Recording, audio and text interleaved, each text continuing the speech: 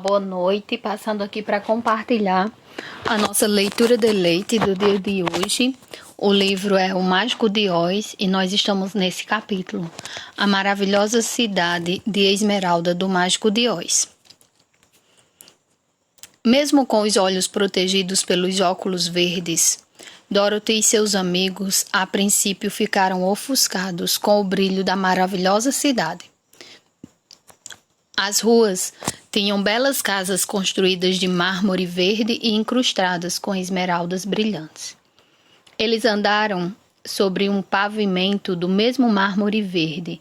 Na junção de cada um dos blocos havia fileiras de esmeraldas, coladas umas às outras e brilhando como sóis.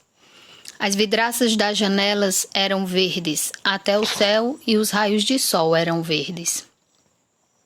Havia muita gente, homens, mulheres e crianças, andando nas ruas, e todos eles vestiam roupas verdes e tinham a pele esverdeada.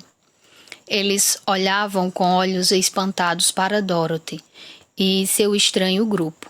Todas as crianças fugiam e se escondiam atrás de suas mães quando viam o leão, mas ninguém falava com eles.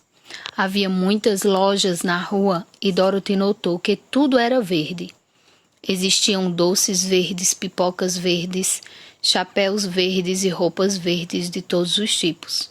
Em certo lugar, um homem vendia limonada verde, e quando as crianças compraram, Dorothy percebeu que elas pagaram com moedas verdes. Parecia não haver cavalos nem animais de espécie alguma. Os homens carregavam objetos em carrinhos de mão verdes. Todos pareciam felizes, contentes e prósperos. O guardião dos portões levou-os pelas ruas até chegarem a um edifício grande exatamente no meio da cidade, que era o Palácio de Oz, o Grande Mágico. Havia um soldado diante da porta trajando uniforme verde e com um bigode verde. Estes são estrangeiros, disse-lhe o guardião dos portões. Eles querem ser recebidos pelo Grande Oz. Entrem, respondeu o soldado. Vou levar-lhes sua mensagem. Aliás, levar-lhe. Então eles passaram pelos portões do palácio e foram levados a uma grande sala com carpete verde e móveis verdes cravejados de esmeraldas. O soldado fê-los limpar os pés num capacho verde antes de entrarem na sala. E quando todos já estavam sentados, ele disse delicadamente: Por favor, fiquem à vontade. Enquanto vou até a porta da sala do trono, dizer a Oz que vocês estão aqui. Eles tiveram que esperar muito tempo até o soldado voltar. Quando finalmente ele voltou, Dorothy perguntou: Você viu Oz? Oh, não, respondeu o soldado. Eu nunca o vi, mas falei com ele através de uma tela e transmiti sua mensagem. Ele disse que vai recebê-los em audiência, se assim o desejam, mas serão recebidos individualmente, um por dia. Assim, como vocês vão ficar no palácio por muitos dias, vou mostrar-lhes os quartos onde poderão descansar confortavelmente de sua longa viagem. Obrigada, respondeu a menina. É muita gentileza de Oz. O soldado soprou um apito verde e imediatamente uma jovem com um lindo vestido de seda verde entrou na sala. Tinha belos olhos e cabelos verdes. Ela fez uma mesura diante de Dorothy e falou: Siga-me, que vou mostrar-lhe seu quarto. Dorothy despediu-se de todos os seus amigos, exceto Totó, e tomando o cachorro nos braços, seguiu a jovem por 7 passagens, subiu 3 lances de escadas, até chegarem a um quarto que ficava na parte da frente do palácio. Era o quartinho mais lindo deste mundo, com uma cama macia e confortável, lençóis de seda verde e uma coxa de veludo verde. Havia uma minúscula fonte no meio do quarto que lançava um jato de perfume verde no ar. O jato caía numa linda bacia de mármore verde. As janelas eram enfeitadas com belas flores verdes e havia uma estante com fileira de livrinhos verdes. Quando Dorothy teve a oportunidade de abrir estes livros, descobriu que tinham ilustrações verdes que fizeram-na rir de tão engraçadas que eram. Havia muitos vestidos verdes no guarda-roupa feito de cetim, seda e veludo, e todos eles coincidiam exatamente com as medidas de Dorothy. Fique à vontade, disse a moça verde, e se precisar de alguma coisa, toque a campainha. Oz vai mandar chamá-la amanhã de manhã. Ela deixou Dorothy sozinha e voltou para falar com os outros. Ela levou cada um deles para seus quartos e todos ficaram instalados numa das partes mais agradáveis do palácio. E é claro que todos esses confortos foram desperdiçados no caso do espantalho. Quando ele ficou sozinho no quarto, postou-se estupidamente num canto, bem próximo ao vestíbulo, para esperar o dia amanhecer. De nada lhe adiantaria deitar-se e ele não podia fechar os olhos.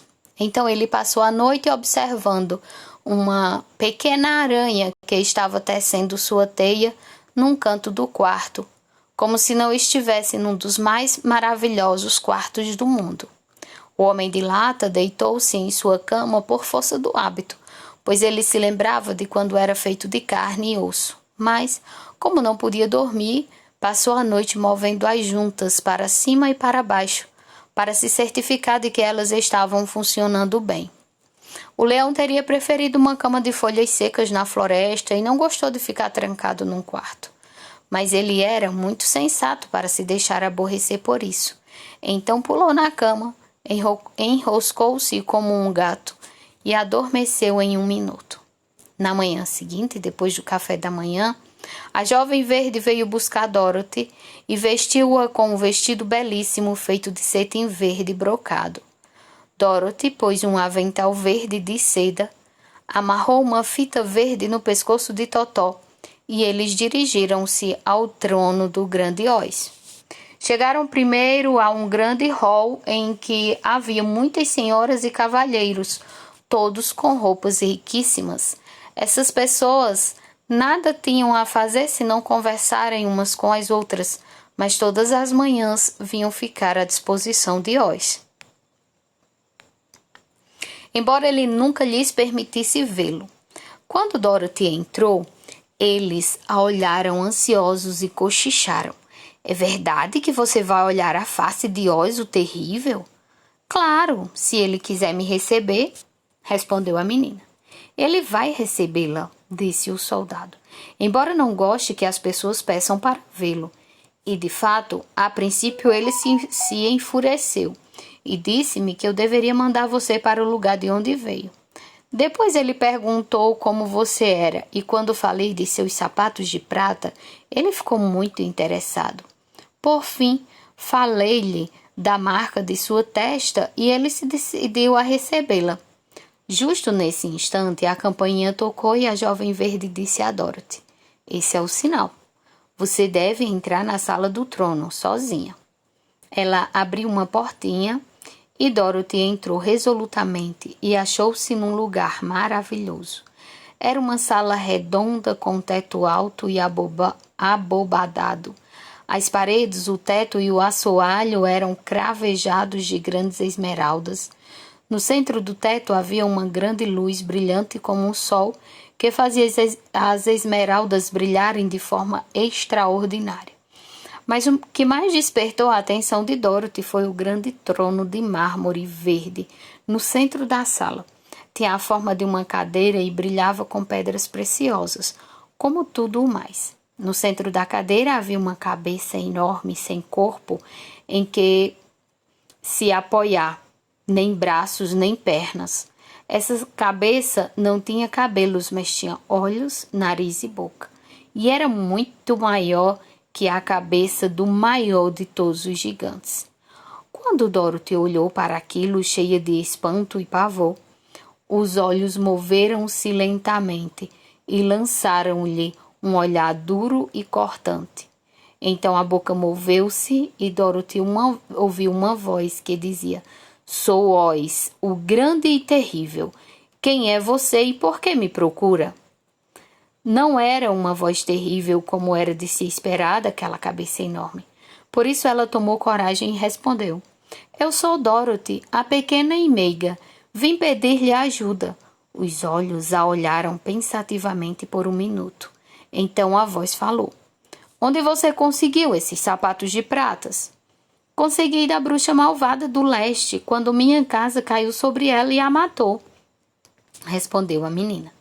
Por que você tem essa marca na testa? Continuou a voz. Essa marca é o lugar em que a bruxa boa do norte me beijou quando se despediu de mim e me mandou vir procurá-lo, disse Dorothy. Mais uma vez os olhos lançaram-lhe um olhar penetrante e perceberam que ela dizia a verdade. Então Oz perguntou: O que você quer que eu faça? Mande-me de volta para o Kansas, para junto de tia Emma e do meu tio Henrique, respondeu ela gravemente. Eu não gosto de sua terra, embora ela seja tão linda, e tenho certeza de que minha tia Emma está apavorada com minha longa ausência. Os olhos piscaram 3 vezes, voltaram-se para o teto, depois para o chão, e giraram de forma tão esquisita que pareciam ver todos os cantos da sala.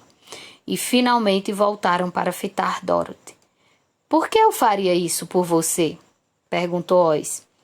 Porque você é forte e eu sou fraca. Porque você é um grande mágico e eu sou apenas uma menininha desamparada. Mas você foi forte o bastante para matar a bruxa malvada do leste. Aliás, mas você foi forte o bastante para matar a bruxa do leste, disse Oz. Isso aconteceu independentemente de minha vontade, respondeu Dorothy. Bem, disse a cabeça, vou lhe dar a minha resposta. Você não tem o direito de esperar que eu a mande de volta ao Kansas, a menos que você em troca faça algo por mim. Nessa terra, todo mundo deve pagar por tudo o que obtém. Se você quer que eu use meus poderes mágicos para mandá-la de volta à sua casa, precisa fazer alguma coisa por mim antes. Ajude-me, que eu ajudo você. Que devo fazer? Perguntou a menina. Mate a bruxa malvada do oeste, respondeu Oz. Mas eu não posso, exclamou Dorothy surpresa. Você matou a bruxa do leste e está usando seus sapatos de prata, que são encantados. Agora só existe uma bruxa má nessa terra. E quando você puder me dar a notícia de que ela foi morta, vou mandá-la de volta para o Kansas. Mas antes disso, não. A menininha começou a chorar de desespero. Os olhos piscaram novamente e olharam a menina inquietos, como se o grande Oz acreditasse que ela podia ajudá-lo, se quisesse. Nunca matei ninguém de propósito, suspirou ela. E mesmo que eu quisesse, como poderia matar a bruxa malvada? Se você que é grande e terrível não pode matá-la, como espera que eu o faça? Não sei, disse a cabeça. Mas esta é a minha resposta. E enquanto a bruxa malvada não morrer, você não poderá rever seus súditos, seus tios. Lembre-se de que a bruxa é má, terrivelmente má, e deve ser morta. Agora vá e peça para me ver novamente, e não peça para me ver novamente até que tenha cumprido a sua tarefa. Muito triste, Dorothy saiu da sala do trono e voltou para o lugar onde o leão, o espantalho e o homem de lata estavam esperando, ansiosos para ouvir o que Oz lhe dissera.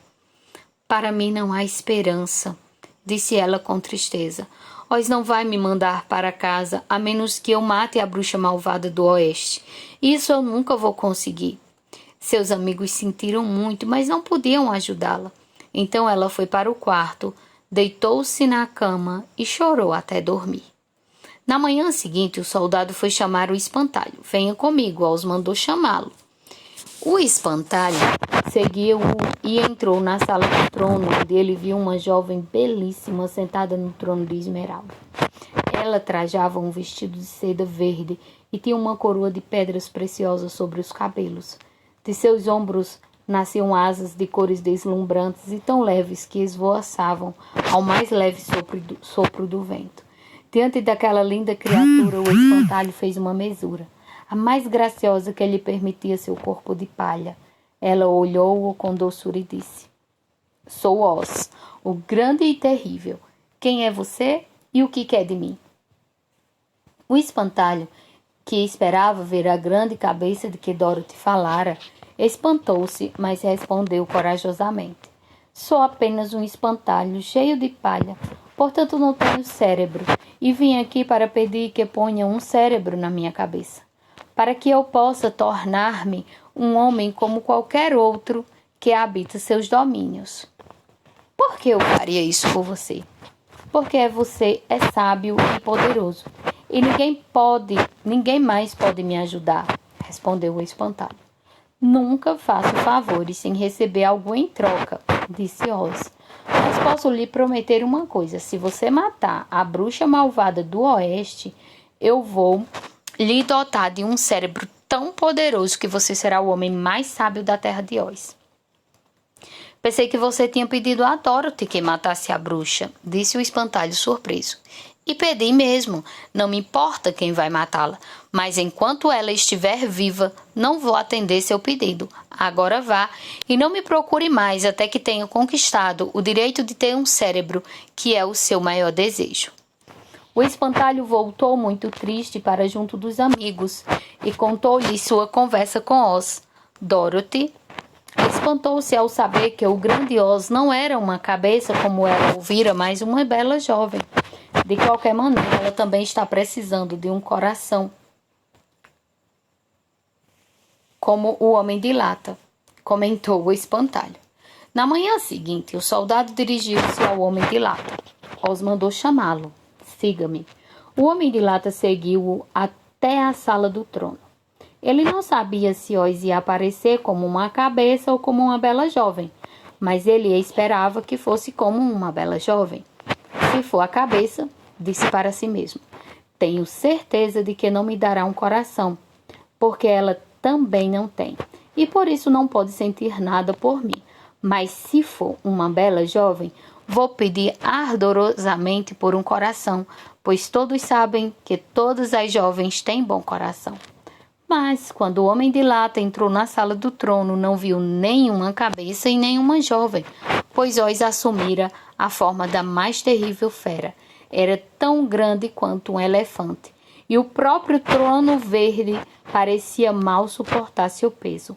A fera tinha a cabeça de rinoceronte, com 5 olhos, tinha 5 braços compridos e 5 pernas compridas e magras. Todas as partes do corpo eram cobertas de pelos encaracolados e espessos. Não se podia imaginar um monstro mais terrível. Foi sorte o homem de lata não ter coração, porque este teria batido tão alto e rápido de terror. Mas como era só de lata, não se amedrontou nem um pouco, embora estivesse decepcionado. Sou Oz, o grande e terrível, falou a fera, numa voz que era um grande rugido. Quem é você e por que me procura? Sou o homem de lata, por isso não tenho coração e não posso amar. Peço que me dê um coração para que eu possa ser como todo mundo. Por que eu faria isso com você? Perguntou a fera. Porque estou pedindo e porque você é o único que pode atender ao meu pedido, disse o homem de lata. Oz rosnou ao ouvir essas palavras e respondeu asperamente.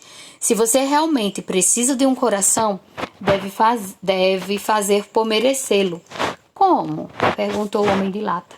Ajude Dorothy a matar a bruxa malvada do oeste, respondeu a fera. Quando a bruxa morrer, venha até mim e eu lhe darei o maior e mais terno coração de toda a terra de Oz. Então o homem de lata foi obrigado a voltar para junto dos amigos para contar-lhes sobre a terrível fera que vira. Todos se surpreenderam com a grande quantidade de formas que o grande mágico podia assumir. E o leão disse: se ele assumisse a forma de uma fera, eu vou rugir o mais alto que puder para assustá-lo e conseguir o que quero dele. Se ele aparecer como uma bela jovem, penso em pular sobre ela e obrigá-la a satisfazer o meu desejo. E se ele aparecer na forma de uma cabeça gigantesca, eu vou ficar com o controle da situação. Vou fazer a cabeça rolar pela sala até ela me prometer me dar o que eu desejo. Por isso, fiquem contentes, meus amigos, porque tudo vai dar certo. Na manhã seguinte, o soldado levou o leão à grande sala do trono e ordenou que fosse à presença de Oz. O leão passou imediatamente pela porta e, olhando ao redor, viu, para sua surpresa, que diante do trono havia uma bola de fogo tão ardente e brilhante que seus olhos mal podiam suportar. A princípio, ele pensou que Oz se incendiara por acidente e a estava queimando. Mas quando ele tentou aproximar-se, o calor era tão intenso que chamuscou seus bigodes e ele recuou trêmulo para um canto próximo à porta. Então, uma voz calma e baixa veio da bola de fogo e falou assim: "Sou Oz, o grande e terrível. Quem é você e o que quer de mim?" O leão respondeu: "Sou o leão medroso, que tem medo de tudo. Vim a você para pedir que me dê coragem, de forma que eu possa me tornar de fato o rei dos animais, como todos me chamam." "Por que eu deveria lhe dar coragem?" perguntou Oz. "Porque você é o maior de todos os mágicos e o único que pode atender aos meus desejos", respondeu o leão. A bola de fogo queimou ainda mais forte por um instante e a voz disse: "Quando você me trouxer provas de que a bruxa malvada morreu, vou lhe dar coragem. Mas enquanto ela estiver viva, você continuará medroso." O leão ficou furioso com essa resposta, mas não podia dizer nada. E enquanto ele ficou parado, observando a bola de fogo, ela ficou tão quente que ele deu as costas e saiu da sala. O leão ficou contente ao ver que os amigos o esperavam e contou-lhes da terrível entrevista que tivera com o mágico. "O que vamos fazer agora?" perguntou Dorothy com voz triste. "A única coisa que podemos fazer", respondeu o leão, "é ir à terra dos Winks, procurar a bruxa malvada e destruí-la." "Mas e se a gente não conseguir?" perguntou a menina. "Aí eu não vou ser corajoso nunca", falou o leão. "E nunca vou ter um cérebro", acrescentou o espantalho. "E eu nunca terei um coração", disse o homem de lata. "E eu nunca mais vou ver tia Emma e o tio Henrique", disse Dorothy, começando a chorar. "Cuidado!" gritou a moça verde. "As lágrimas vão cair no seu vestido e vão manchá-lo." Dorothy enxugou as lágrimas e disse: "Acho que a gente deve tentar, mas tenho certeza de que não quero matar ninguém, mesmo que seja para ver tia Emma novamente." "Vou com você, mas sou medroso demais para matar a bruxa", disse o leão. "Eu também vou", disse o espantalho, "mas não vou poder ajudar muito porque sou muito bobo. Não tenho coração para fazer mal nem mesmo a uma bruxa", observou o homem de lata. "Mas se vocês forem, vou com vocês." Ficou decidido que partiriam na manhã seguinte, e o homem de lata afiou seu machado numa pedra de amolar verde e lubrificou todas as suas juntas. O espantalho encheu o próprio corpo com palhas novas e Dorothy pintou os olhos dele novamente para que ele enxergasse melhor. A moça verde, que era muito bondosa com eles, encheu a cestinha de Dorothy com comidas gostosas e amarrou uma sineta no pescoço de Totó com uma fita verde. Eles foram para a cama cedo. Dormiram até o amanhecer e foram acordados pelo canto de um galo verde que vivia nos fundos do palácio e pelo cacarejar de uma galinha que acabara de botar um ovo verde. É isso aí, pessoal. Aguardemos então o próximo capítulo, Em Busca da Bruxa Malvada.